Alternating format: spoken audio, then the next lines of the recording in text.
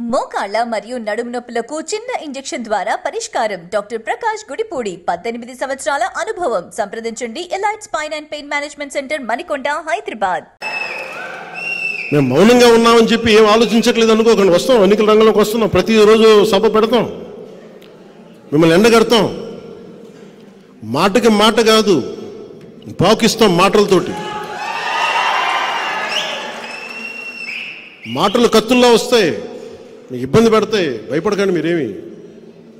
మీరు లక్షల మందితో సభలు పెట్టుకోండి. స్కూల్ పిల్లలకి ఇంటర్మీడియట్ ఎగ్జామ్స్ రద్దు చేసి మరి మీరు సభలు నడుపుకోండి. అన్నిటికీ బదులు చెల్లించాల్సిన సమయం వస్తుంది. ప్రతిదీ నేను చాలా అత్యంత అరుదుగా కానీ నిర్ణయించుకోను. ఒక నిర్ణయం తీసుకునేటప్పుడు చావో రేవోను పెట్టి నిర్ణయం తీసుకుంటాను. 2014లో పార్టీ పెట్టేటప్పుడు ఈరోజు ఉంటే ఉంటాం, పోతే పోతాం, కానీ ఒక సత్యాన్ని ఆవిష్కరింపజేసి చచ్చిపోవాలని నిర్ణయించుకున్నాను.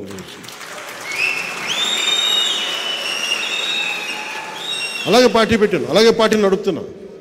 పార్టీకి నిధులు కాదు కావాల్సింది, పార్టీకి కావాల్సింది మనందరినీ కలిపే ఒక భావం. మనందరం పూసలం, మనందరం ఆ భావంతో కట్టబడ్డ పూసలం. మనందరం భావం పోయినప్పుడు పూసలు ఎగిరిపోతాయి. ఎంత బలమైన దండ అవ్వాలంటే జనసేన అది తెంపలేనిది అవ్వాలి. సో భావమే మన కట్టుబడి. అందుకనే మనకి 7 సూత్రాల దారంతో మనందరం కట్టుబడి ఉన్నాం ఈ రోజున. అదే 7 సూత్రాల ఈ దండకి ఇంకొక మణిహారమైన బాలసౌరి గారు వచ్చారు. ఇంకో మాణిక్యం. మేమందరం కలిసి ఈ రాష్ట్ర ప్రయోజనాల కోసం పనిచేస్తాం, రాష్ట్ర భవిష్యత్తు కోసం పనిచేస్తాం. నేను ఎప్పుడు కూడా వచ్చే ఎన్నికల గురించి ఎప్పుడు మాట్లాడను, వచ్చే తరాల కోసం ఆలోచిస్తాను.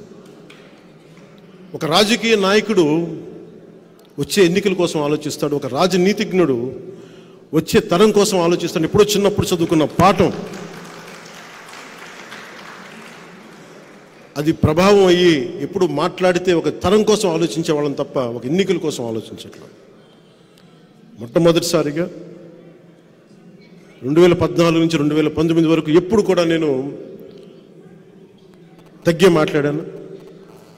ఇప్పుడు కూడా మీకు నేను తెలియజేసుకుంటుంది కూడా 2024 ఎన్నికల్లో మనం జనసేన తెలుగుదేశం ప్రభుత్వాన్ని స్థాపిస్తున్నాం. కష్టం, పోరాటం చేయాలి, విజయం తేలికేం కాదు.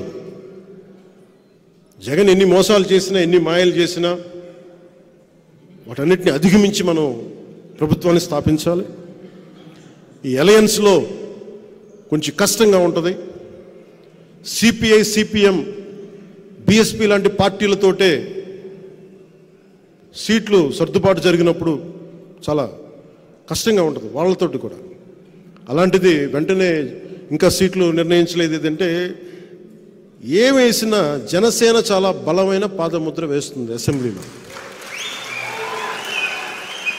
దాంట్లో భాగంగానే ప్రతి సీటు కూడా గెలిచే సీట్ అవ్వాలి. ఎంతని కాదు, ఎన్నని కాదు, గెలిచేది ప్రతిదీ కూడా తక్కువలో తక్కువ 98% స్ట్రైకింగ్ రేట్ ఉండాలి. దాంట్లో దిశగా కసరత్తు చేస్తూ ఉన్నాం.